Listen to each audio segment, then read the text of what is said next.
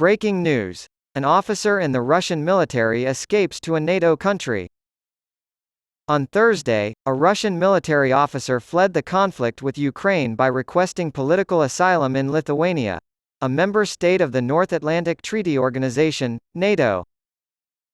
On Friday, BBC News reported that Lieutenant Ivan Korolyov of the Russian army had crossed into NATO member Lithuania. Lithuania has been a member of NATO since 2004.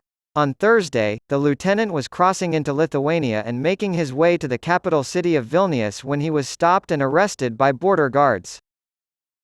Korolyov told BBC News that he decided to defect a week earlier, on August 3, because he no longer wanted to take part in the bloody war with Ukraine.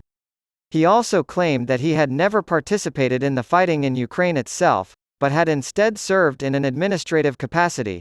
"I didn't want to be a part of the bloody war my country started on August 3, so I left the Russian Federation," he explained. "I am currently a political asylum seeker in the Republic of Lithuania," he elaborated, saying, "I took part in the special military operation, but never left Russian Federation territory. I am not familiar with Ukrainian soil. The Russian military received ammunition from us.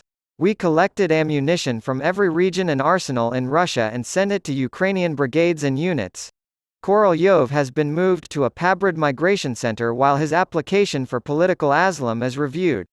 A number of Russian soldiers, including Korolyov, have deserted during the protracted conflict with Ukraine. In May, some deserting servicemen issued a video statement through the Freedom of Russia Legion condemning the invasion and Putin's government. "We are Russians like you," one of the soldiers says in the footage. To quote one parent, "We want our children to grow up in peace and be free people so that they can travel, study, and just be happy in a free country." He went on to say that this dream was unattainable in Russia because the Kremlin was rotten from corruption, lies, censorship, restrictions on freedoms, and repression.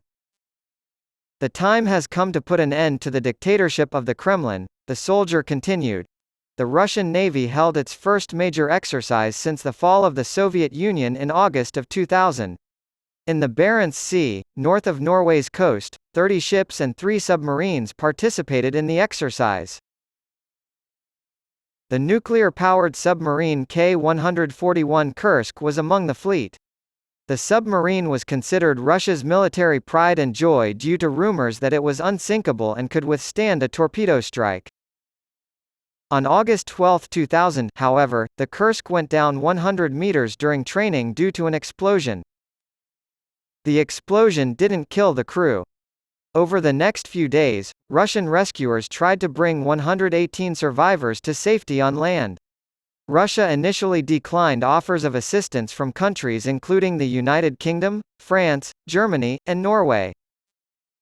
The Kursk was unlocked by Norwegian deep-sea divers, but it was too late. All 118 people on board drowned when the submarine flooded. However, a few were able to escape the explosion unharmed.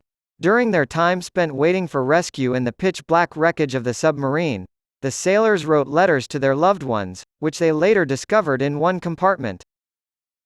The event was widely covered in Russian media and elsewhere. Many Russians were outraged that their newly elected president, Vladimir Putin, chose to ignore the crisis by remaining at his summer cottage.